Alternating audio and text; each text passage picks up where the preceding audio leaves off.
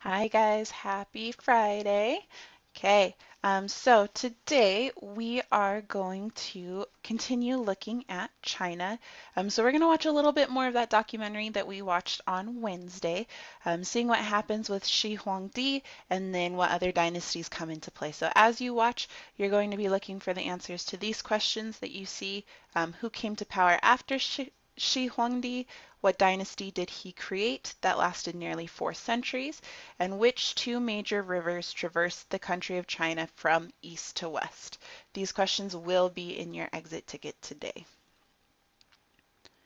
Okay, so go ahead and enjoy some of the documentary. By 220 BC, Qin Emperor Shi Huangdi has united China for the first time. On the northern border, millions are toiling and dying, laying the foundation for China's signature engineering triumph. The 3,000-mile-long Great Wall.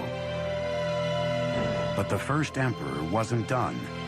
Even as he fought against other Chinese kingdoms and his own demons, Shi Huangdi began to garrison nearly 700,000 men near his capital in central China to build the most personal of all his engineering projects, an epic tomb he had begun planning at the age of 13. This was a monumental project that required the labor of thousands and thousands of people over a very long time. It was, by design, the biggest and best tomb that China had ever known. In 1974, farmers digging a well came face to face with an ancient Chinese warrior. The mysterious terracotta skull would prove the gateway to one of the greatest archaeological discoveries of all time. The mound is huge. The mound was always known to be the tomb mound of the first emperor. What was a total surprise was the army of terracotta warriors about a kilometer to the east of the tomb, who presumably were guarding the approach to the tomb itself. Season after season of excavation since the 1970s has yielded more than 5 large pits.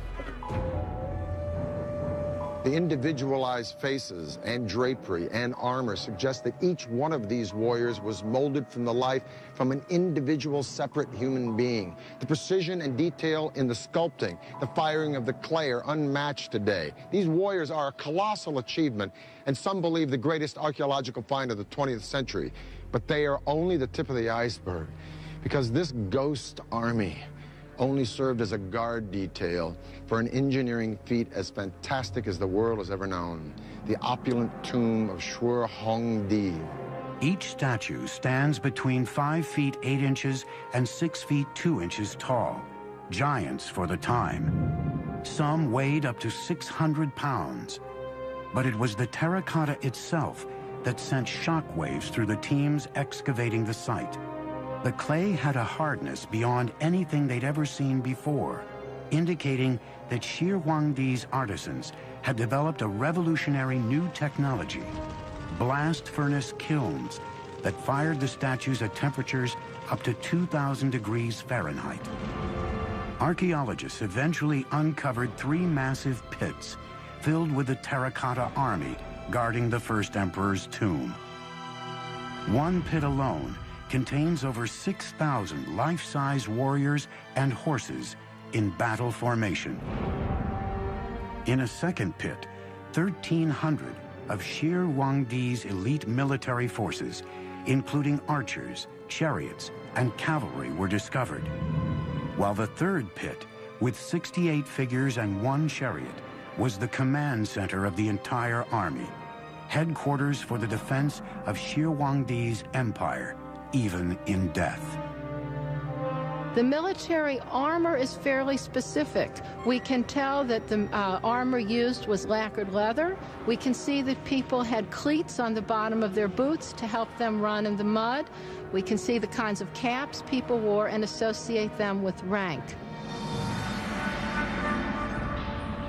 30-foot walls divided the massive complex, which stretches out for 7,000 yards into three parts, the outer city and inner city, and then the mausoleum itself. During construction of the tomb, an army of workers excavated a gigantic terraced pit measuring about 1,600 feet by 1,700 feet, equal to 580 basketball courts. When the sprawling tomb complex was complete, it was topped with a terraced mountain of earth, nearly 400 feet tall. At the time, it may have been nearly as large as the Great Pyramid of Giza in Egypt. But over 2,000 years, weather has worn down the original man-made mountain to about 250 feet. It's hard to believe that something like that could be purely the product of human labor, but it is. That mound was put there, basket full of earth after basket full of earth, to cover what we assume is an entire underground city dedicated to the afterlife of the first emperor. Shi Huangdi's tomb was definitely the expression of a guy who wanted his empire to blow away everything the world had ever known. The ceiling is said to be a night sky studded with constellations made out of pearl. The floor, an entire recreation of his empire in miniature with pavilions and pagodas by a flowing river of mercury. The king himself laid out in gold and jade in a bronze coffin floating on a pool of mercury. Now, all this is pretty fantastic and mind-blowing, but is it true?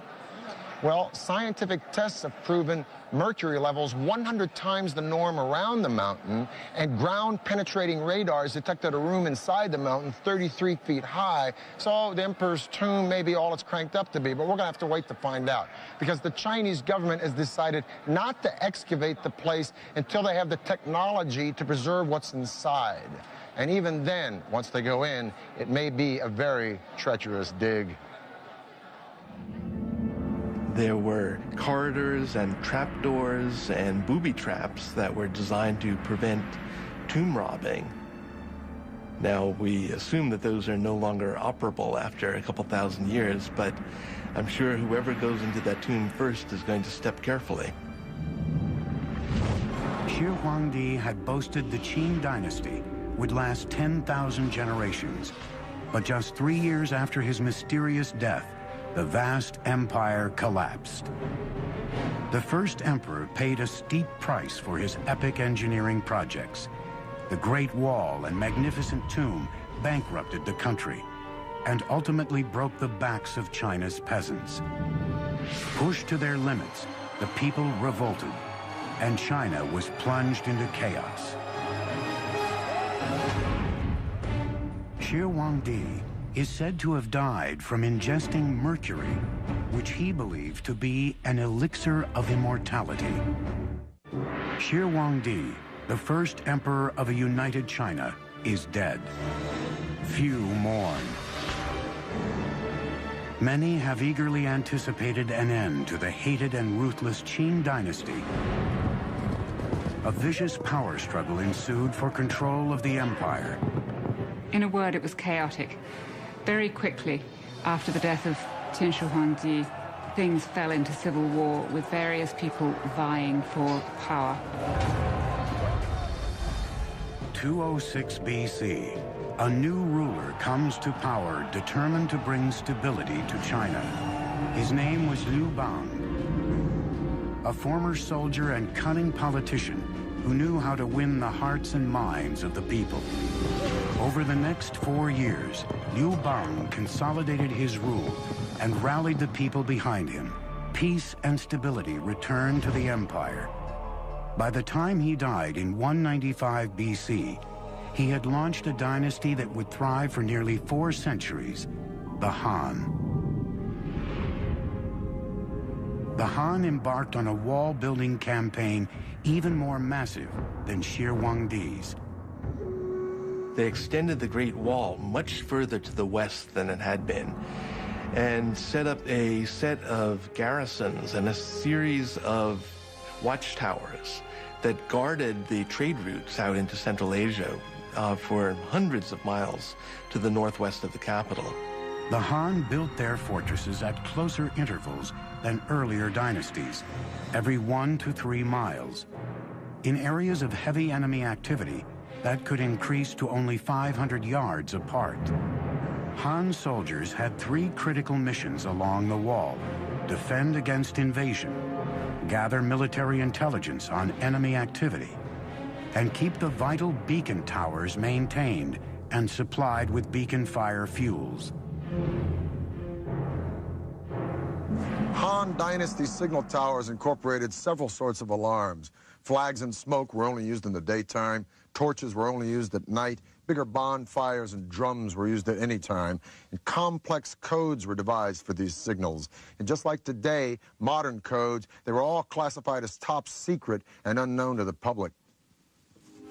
From around 200 BC to 200 AD, just about the time that Rome was dissolving as a republic, only to be reborn as an empire that would gobble up and transform the Western world, China was an empire that was consuming and transforming the East. During the Han Dynasty, the population of China grew to 50 million people. The empire went as far south as Vietnam, as far west as Afghanistan. It was massive. But after 400 years, just like Rome, internal disintegration started to overshadow military success, and in 184 AD, a peasant rebellion brought the Han Dynasty to a screeching halt. And once again, China was on the verge of chaos. For 3 centuries, warfare, treachery, and death were the rule in China. And once again, it took a ruthless hand to put an end to the time of turmoil. In the 6th century, a northern people, the Sui, declared war on the chaos, conquering one part of the empire after another, until China was united again, for the first time since the Han Dynasty fell 3 centuries earlier. The Emperor Yangdi would build the Sui Empire on the foundation of nearly 1,000 years of dynasties that came before. Unlike previous emperors who had concentrated on fortifying China against the outside world, Yangdi would channel his energies inward and strengthen his empire within its borders. China is vast, and its waterways provided the most efficient means of transportation over such great distances. 2 major rivers traversed the country east to west, the Yangtze in the south and the Yellow River in the north, but they are 1,000 miles apart. China was a house divided. Yangdi decided to do something about that. He aimed to link northern and southern China by a gigantic central artery, a Grand Canal, a kind of hydraulic highway for merchants, soldiers, and citizens. Very common to China in terms of constructing any large infrastructure project. You know, they would look at existing waterways and try to find area where they could connect and link the entire canal. They want to take advantage of the natural geography. This gigantic construction project would take more than 1 million man-days of work, most of it digging. Living and working conditions were horrendous, harsh and primitive. Tens of thousands died of starvation, fatigue, and illness. Many were simply beaten to death by overseers.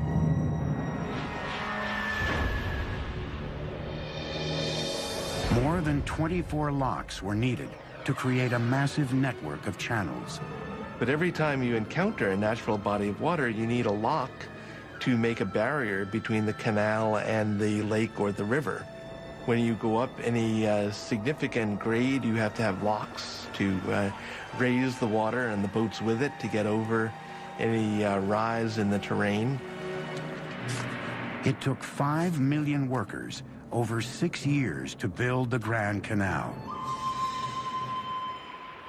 When it was built, it stretched 1,200 miles, and it was the longest and most ambitious canal project that had ever been enacted on the Earth up to that time.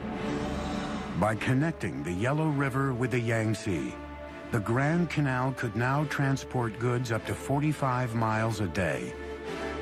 Major cities along the canal grew into silk, porcelain, and cotton centers.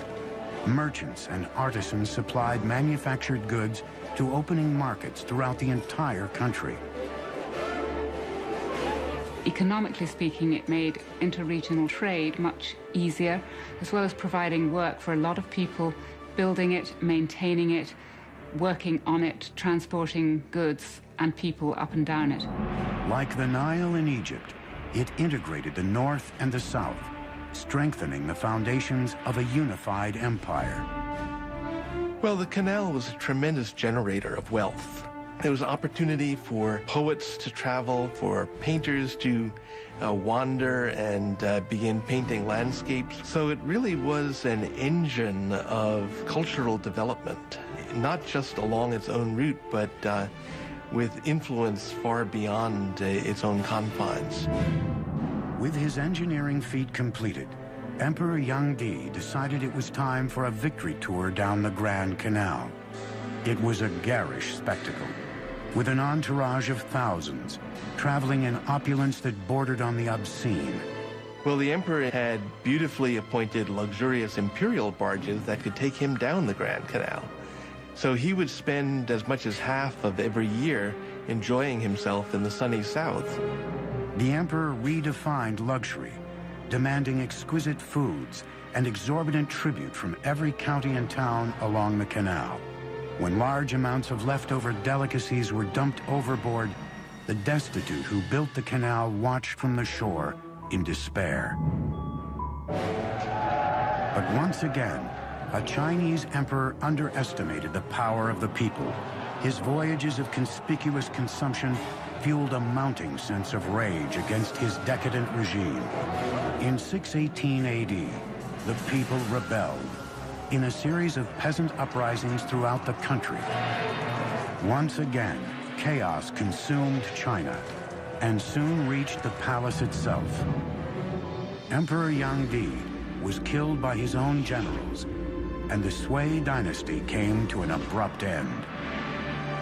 But with the empire united again, the stage was now set for China's golden age. And for the first time, China's engineers would extend the empire's reach around the globe. From the 4th century BC on, the Chinese used blast furnaces to cast iron, nearly 1,800 years before its widespread use in Europe. Welcome back. Okay, so we're going to look a little bit at the fall of Qin closer. So this is Shi Huangdi, and as you saw in the video, he did lose his mind a little bit, and then just 3 years after his death, the Qin dynasty fell. So we're going to look at 3 documents trying to figure out what caused the fall of the Qin dynasty. What certain things was the ruler doing, the dynasty doing, what was happening in this time period that led to the fall of the Qin dynasty. So document A is an excerpt from a textbook. It's from World History, the Human Experience. Sound familiar? Okay, so we're going to underline in green evidence of what caused the fall of the Qin dynasty according to this specific document. Okay, so there's some vocabulary over there on the left if you need. So Qin Shi Huang imposed a new order on China. He ended the power of the local lords by taking land from many of them and imposing a tax on landowners. He appointed educated men instead of nobles as officials to run his government.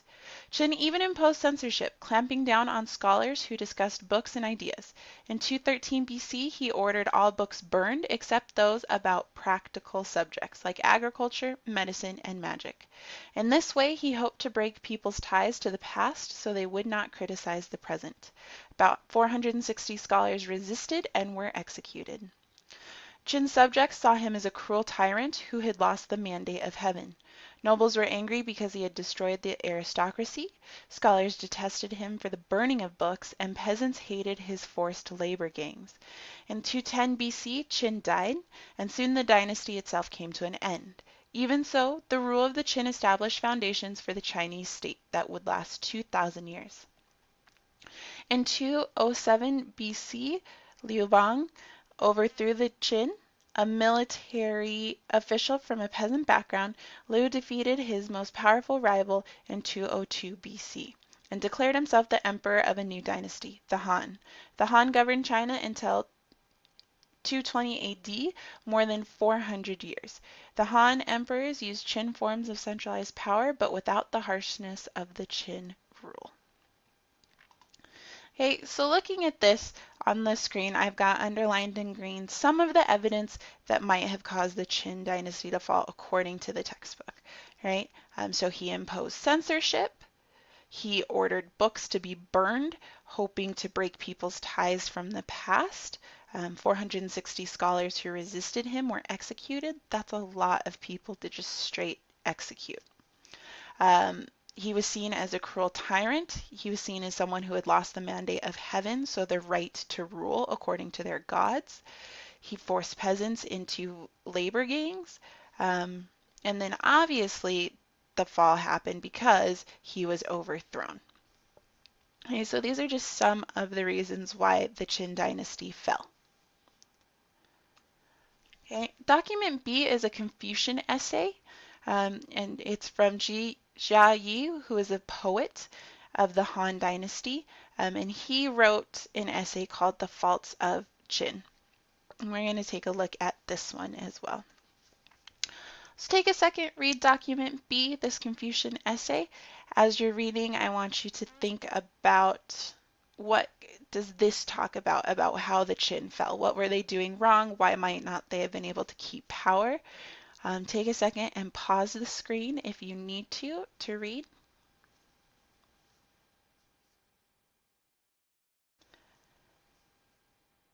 Okay, if you need more time, just pause the screen, read the essay, and then we're going to look on the next screen as to the evidence here that shows why the Qin dynasty fell. So we have a mob of several hundred that turned upon the Qin. The ruler lacked humaneness and righteousness. And then it says, had the second emperor been even a mediocre ruler, saying that they would have been fine if he was like, okay, he didn't need to be perfect. Had he indeed fulfilled the wishes of the multitudes and bestowed high virtue on them. So they were looking for someone to rule the people and give them what they needed, and that clearly did not happen. All right, we're going to look at one more. Document C is a newspaper article, and it comes from China during the Cultural Revolution in 1966 to 1976. It's a time of very severe government censorship, meaning the government was trying to control what people could see and what people could say. And then this author is looking at the criticism of the Qin and the fall of their empire as well. Okay, so take a second to read. It's talking about the first fallacy fabricated. So the first false idea made up by Confucian scholars in response to the fall of the Qin.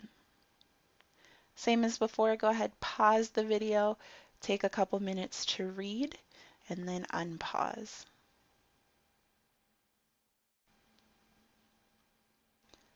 Okay, if you need more time, just hit pause again, but we are going to look at this source. Now this one, I don't know about you guys, but when I was reading it, it didn't seem like it had as much information about the fall specifically. It was more talking about kind of what the Qin did and how awesome they were.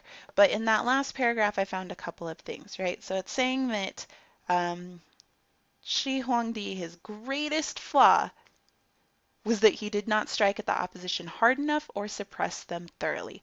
So it's basically saying that he was not mean enough. He was not enough of a tyrant, right? So then the paragraph continues to say, like, these are the things he did. He did forcibly move 120,000 people, all of these things, but his government did not adopt effective measures for exercising dictatorship over these reactionary slave owners. So he moved them, and that's great, but he was not strong enough in asserting his control over these people. Okay, so definitely an interesting take compared to document A and document B. So after watching the video and looking at those documents, what do you think caused the fall of the Qin dynasty? If you would like some extra credit, you can send me an email with your answer using specific evidence from class today. What caused the fall of the Qin dynasty? Don't forget my email is dchoi@utahvirtual.org. Otherwise, I hope you guys have a great rest of the weekend. Don't forget that there is also a quiz due today. So exit ticket and quiz. Thank you guys so much. Have a great weekend.